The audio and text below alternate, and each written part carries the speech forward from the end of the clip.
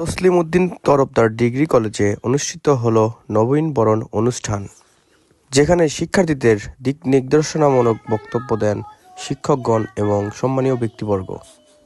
আমরা গর্বিত।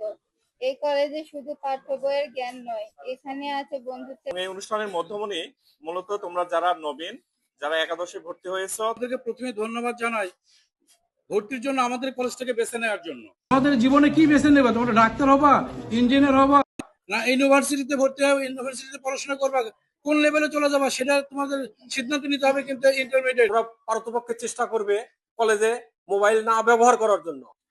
আমরা শিক্ষকরা কঠিন পরিশ্রম করে তাদেরকে আমাদের শিক্ষার আলোকে তাদের মধ্যে শিক্ষা দিয়ে দেশের মধ্যে সুনাগরিক উপহার দেব, আর তারা আন্তরিকতার সহিত আমাদের শিক্ষা গ্রহণ করবে। আমাদের প্রত্যেকটি শিক্ষক তৎপর, আমাদের কমিটির দক্ষ ম্যানেজমেন্ট তৎপর, এলাকাবাসী আমাদের সাথে আন্তরিক। আমরা মনে করি কেউই প্রত্যেককে অবহেলা না করে আন্তরিকতার সহিত শতভাগ উপস্থিত হবেন। আজকে যেভাবে উপস্থিত হয়েছেন কতিপয়, অনেকেই উপস্থিত হননি, এটা দুঃখজনক ব্যাপার। আমার মনে হয় আমাদের প্রতিষ্ঠানকে গুরুত্ব দিয়ে, আমাদের প্রতিষ্ঠানের শিক্ষাকে গুরুত্ব দিয়ে শতভাগ উপস্থিত হওয়ার চেষ্টা করবেন। আর শিক্ষক মন্ডলীও সবাই নার্সিং করবে এবং কমিটিবৃন্দ আমাদের উন্নয়নের জন্য সর্বাত্মক প্রচেষ্টা চালাচ্ছে, তাদের জন্য দোয়া করবেন। এবং লেখাপড়া না করলে আপনি পাস করতে পারবেন না। ছোট্ট একটা গল্প করতে হয়। একজন এখন বলতেছে গেছে ওই যে তাবিজ বিক্রি করে বিভিন্ন রাস্তাঘাটে, তখন বলতেছে যে আমার এই গলার তাবিজ দিলে পরে আল্লাহর মতো আপনার ছেলে পাস করবি বা ভালোভাবে লেখাপড়া করবি, ভালো হয়ে যাবে। তখন সবাই 10 টাকা 50 টাকা কিনছে। কেনার পরে ওই তাবিজটা চিন্তা করছে, একজন সচেতন ব্যক্তি করছে, দেখি যে তাবিজের ভিতরে আছে নাকি। তাবিজ খুলে দেখে লেখা আছে পড়লে পাস, পড়লে পাস, পড়লে পাস, না পড়লে ফেল। বাস, ক্লিয়ার। তাই এখান থেকে স্পষ্ট বোঝা যায়, যদি আপনি লেখাপড়া না করেন তাহলে আপনি পাস করতে পারবেন না। আজকের এই নবীন বরণ অনুষ্ঠানে নবীন কয়জন একটু হাত তুলি তো আমরা দেখি তো, নবীন কয়জন? প্রথম বর্ষের। আসলে ওরা এখন সেকেন্ড ইয়ারে উঠবে, তো নবীন তো আর নাই, এই জন্য একটু তুলতেও আসলে শরম পাচ্ছে, লজ্জা পাচ্ছে।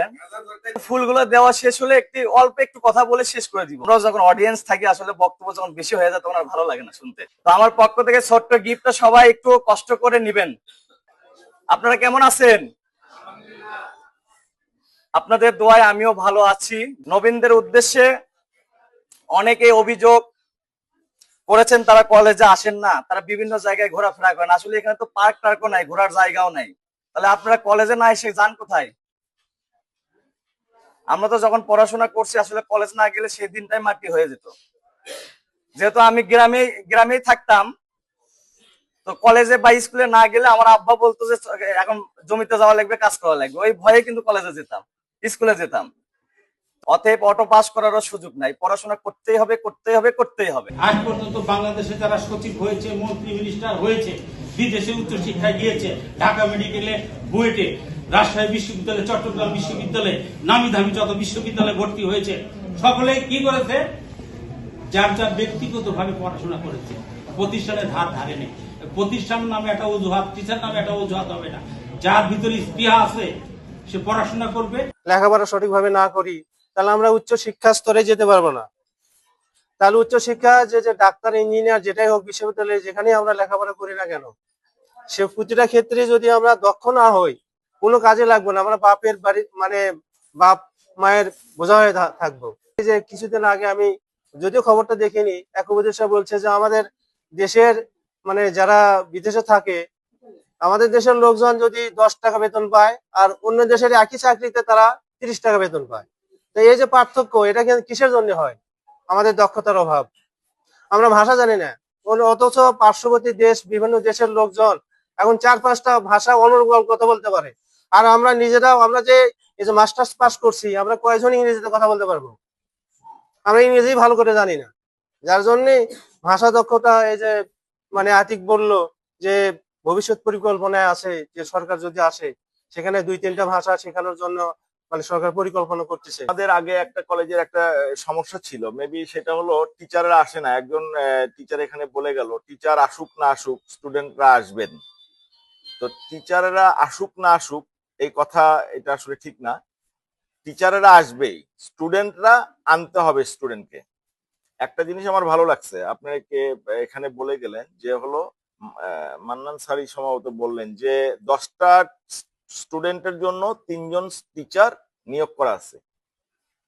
এই জিনিসটা কন্টিনিউ করবেন, এই জিনিসটা কন্টিনিউ করবেন। আর আরেকটা কথা বলা হয়েছে যে একটা বাক্স রাখার জন্য, যে অভিযোগ মানে বক্স, এই অভিযোগ বক্সটাতে আপনাদের যদি কোনো প্রবলেম হয়, আপনাদের যদি কোনো সমস্যা হয়, সেই জায়গায় আপনারা সেটা লিপিবদ্ধ করবেন।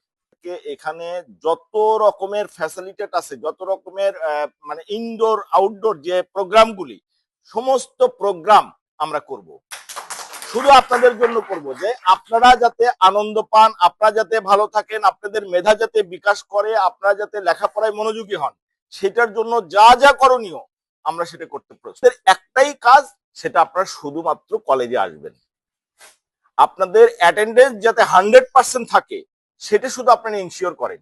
বাকি যা আছে সেটা আমাদের উপর ছেড়ে দেন, আমরা সেটা করব। এটা নিয়ে আপনাদের চিন্তা করতে হবে না।